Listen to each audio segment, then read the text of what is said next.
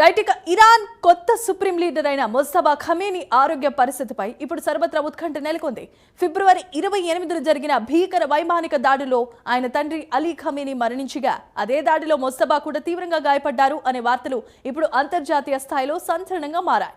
ముస్తఫా ఆరోగ్యంపై విభిన్నమైన కథనాలు ప్రసారం అవుతున్నాయి. తాజాగా ముస్తఫా తీవ్ర అంతర్గత గాయాల వల్ల ప్రస్తుతం కోమాలో ఉన్నారని ప్రచారం జరుగుతోంది. టెహ్రాన్లో సీనా యూనివర్సిటీ హాస్పిటల్లో భారీ భద్రత నడుమ ఆయనకు చికిత్స అందుతోందంటూ ఆరోగ్య మంత్రి స్వయంగా ఈ శస్త్రచికిత్సలు పర్యవేక్షిస్తున్నారని సమాచారం. రైట్, ఇక ఇరాన్ సుప్రీం లీడర్ కి సంబంధించిన ఆరోగ్య అంశాలకు సంబంధించి మరిన్ని వివరాలు మా నేషనల్ బ్యూరో చీఫ్ కళ అందించడానికి సిద్ధంగా ఉన్నారు. కళ, చెప్పండి.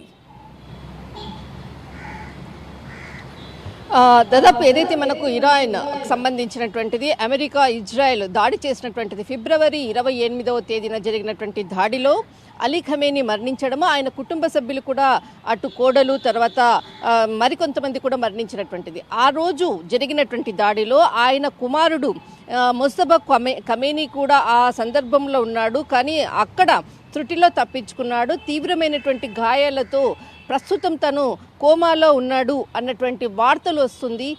దాదాపు దీనికి సంబంధించినటువంటిది స్వయంగా ఇక్కడ బ్రిటిష్ మీడియా ఇంటర్నేషనల్ మీడియా కూడా దీనిపై ప్రత్యేక కథనాలు కూడా వెలువరిస్తుంది. దాదాపు 2 రోజుల నుంచి ఏదైతే ఇరాన్కి సంబంధించినటువంటి అంశంపై కూడా అటు డొనాల్డ్ ట్రంప్ చాలా కీలకమైనటువంటి వ్యాఖ్యలు కూడా చేశారు.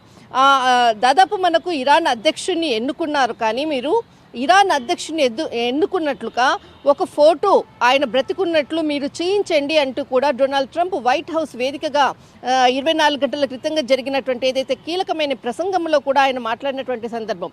మరొకసారి దాన్నే ఈరోజు కీలకంగా ఇరాన్కి సంబంధించినటువంటిది తనకు ప్రస్తుతం కోమాలో ఉన్నాడు, ప్రత్యేకమైనటువంటి అండర్ గ్రౌండ్లో తనకు అత్యంత భద్రత వ్యవస్థ మధ్య కూడా ఆయనకు ప్రత్యేకమైనటువంటి ట్రీట్మెంట్ అందిస్తున్నారు అన్నటువంటిది బ్రిటిష్ మీడియా వెల్లడించినటువంటిది.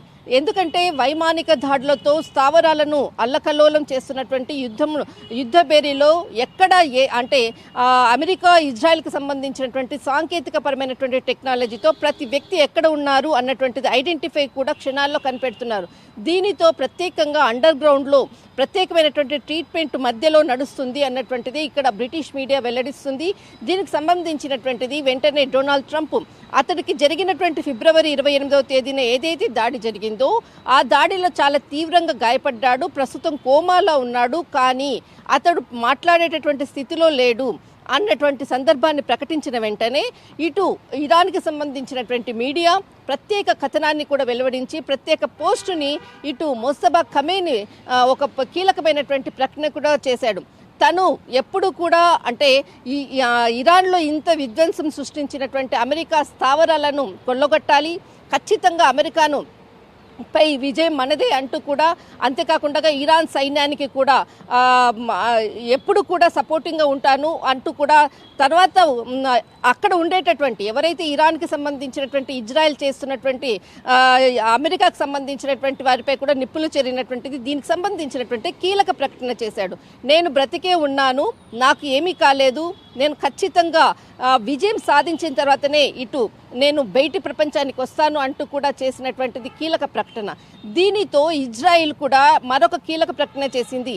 అసలు మీరు కనిపించకుండా ఏదైతే పోస్టులు చేస్తున్నారో ఒక్కసారి బయట ప్రపంచానికి మీ ఒరిజినల్ ఫోటో విడుదల చేయండి అంటూ కూడా ఇజ్రాయెల్ చేసినటువంటి కొన్ని కీలక వ్యాఖ్యల తర్వాతనే ఇక్కడ మాటల యుద్ధం జరుగుతుంది. కానీ ఇక్కడ ఇరాన్కి సంబంధించినటువంటి నూతన అధ్యక్షునికి సంబంధించినటువంటిది ఇక్కడ ప్రత్యేకంగా ప్రస్తుతం ఉండేటటువంటి ఫోటో రిలీజ్ కాలేదు, కానీ ఆయన మాట్లాడినటువంటి ఆడియో ఆయన మాట్లాడినటువంటి మాటలకు సంబంధించినది అక్కడ ఉండేటటువంటి ఇరాన్ రేడియో దీనిని మొట్టమొదటిసారిగా ఒక కీలకమైనటువంటి ప్రసంగాన్ని కూడా ప్లే చేసింది.